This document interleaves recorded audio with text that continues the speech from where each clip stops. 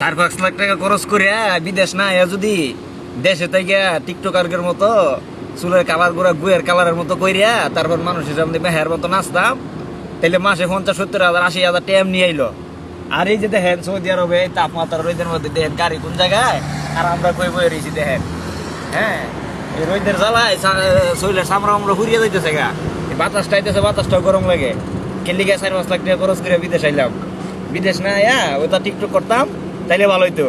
দেশে থাইকা বেহার মতো নাচতাম, চুলগুলা কালার করে, আর মনে করেন যে চিরা ভরা প্যান্ট শার্ট করতাম, তাইলে ভালো হইতো।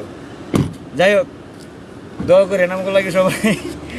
এই বিদেশের জীবন আমরা এমনি কাটতেছে, তবে এটাই আফসোস লাগে ওরা 5 লাখ 10 লাখ টাকা কামাই করে টিকটকে নাচানাচি করে, আমরা এই যে সৌদি আরব থেকে এত পরিশ্রম করে রোদের মধ্যে তাপমাত্রার মধ্যে দেখেন কি অবস্থাটা দেখেন। তারপরও মাস শেষে ধাক্কায় ধুকায় গিয়ে 30-40 হাজার টাকা বাড়িতে পাঠাইতে পারি না।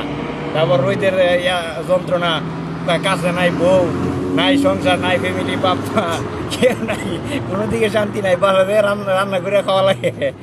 হ্যাঁ, কত সুন্দর কেরিয়ার। এই যে আমাদের একটা কি জানি অপু ভাই লইয়া বিদেশে তাই কি নাচানাচি করতেছে, আর কি বাপ সাপ লইতেছে। হাইরে হাইরে জীবন, পড়ালেখা করিয়া আর এই 4-5 লাখ টাকা খরচ করে কি দরকার হয়েছিল বিদেশ হওয়ার?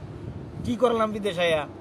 হ্যাঁ, এই যে চুলগুলা, আমাদের চুল কি কম নাকি? এই চুলগুলা যদি এই যে 1 লাখ টাকা দিতাম ইয়ারে সেলুনওয়ালারা, তাইলে এই চুলগুলা গুয়ের কালারের মতো বানাই দিল হইলে।